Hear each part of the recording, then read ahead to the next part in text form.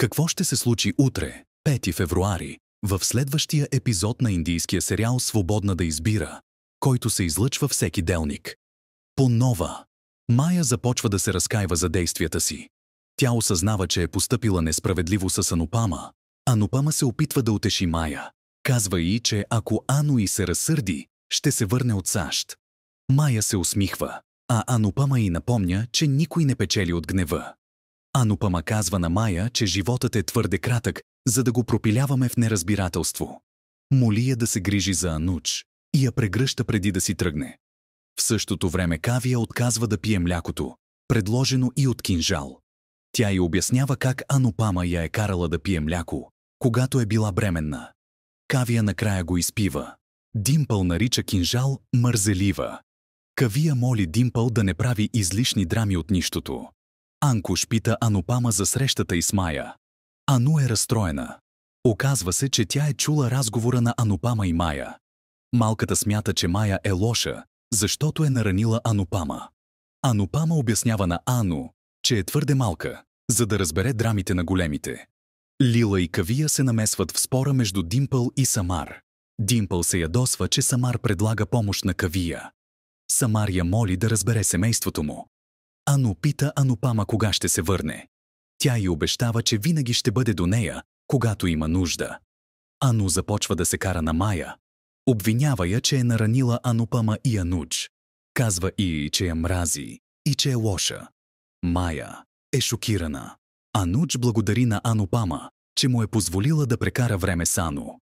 Чете и стихове и признава страховете си, че това може да са последните им мигове заедно. Анупама моли Ануч да се грижи за себе си, за Ану и за Паки. Казва му да потърси лечение за Майя, защото тя е майка на Ану. Ануч обещава да се грижи за всички и заявява, че ще посещава Анупама, без тя да знае.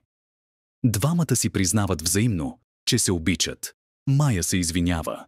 Тя признава, че е развалила семейството на Анупама и Ануч. Моли Анупама да не заминава и обещава да напусне живота им. Анупама заявява, че ако не замине, ще предаде гласуваното й доверие от Малти Деви. Тя тръгва да пресича улицата, но не се оглежда. Към нея се приближава камион, който се движи с превишена скорост. Майя се втурва да спаси Анупама, но камионът я блъска и тя загива на място. Всички остават шокирани. Барка не проумява и се чуди как Майя е загинала в присъствието на Ануч и Анупама. Дори намеква, че Ануч може да я е бутнал.